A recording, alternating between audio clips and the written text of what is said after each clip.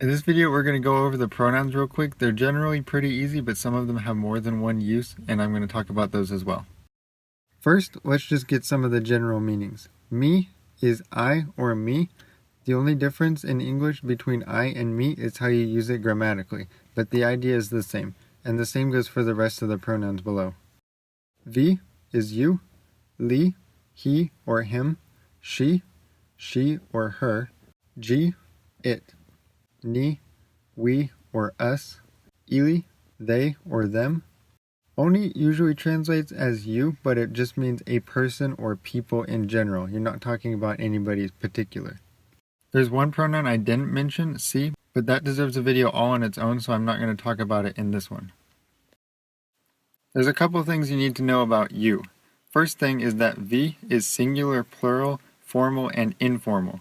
In Spanish, for example, there's tú, usted, ustedes. You don't differentiate in formality or in number. You just say vi. That's it.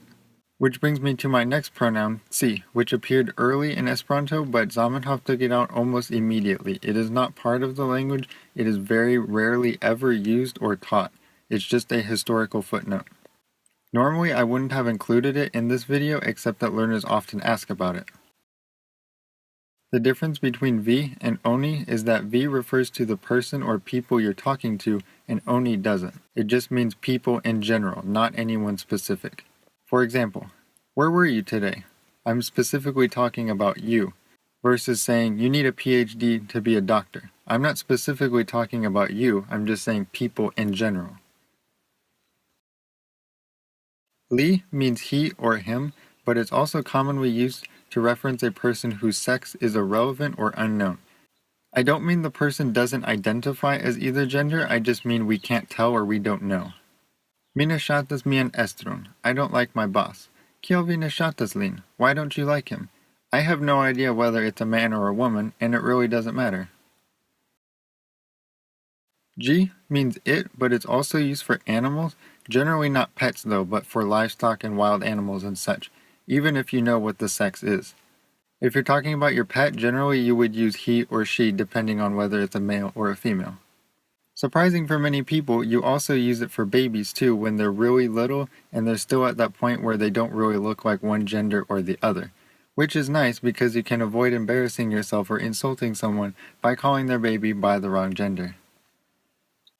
Ni, us, or we. This can include or exclude the person being spoken to. It can mean me and you, or me and someone else that is not you. Ili, they, or them. In Spanish, you have ellos and ellas, but in Esperanto, it doesn't matter if they're all men or women or a mix. It's just ili. It's used for people and objects, so if you're talking about more than one thing, you would say ili. Now on to gender neutrality. This has been a question since Esperanto started, but it's becoming more relevant now.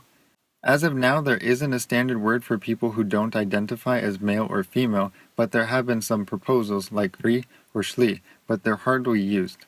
So far, I haven't found myself in a situation where I've had to avoid using he or she, but if you want my advice, I would just use vi when you're talking to the person and say the person's name when you're talking about them. So instead of saying, where is he or where is she, you can just say, where is the person's name. Anyways, that's the end of this video. I hope my explanations were clear and helpful to y'all, and I'll see y'all in the next one.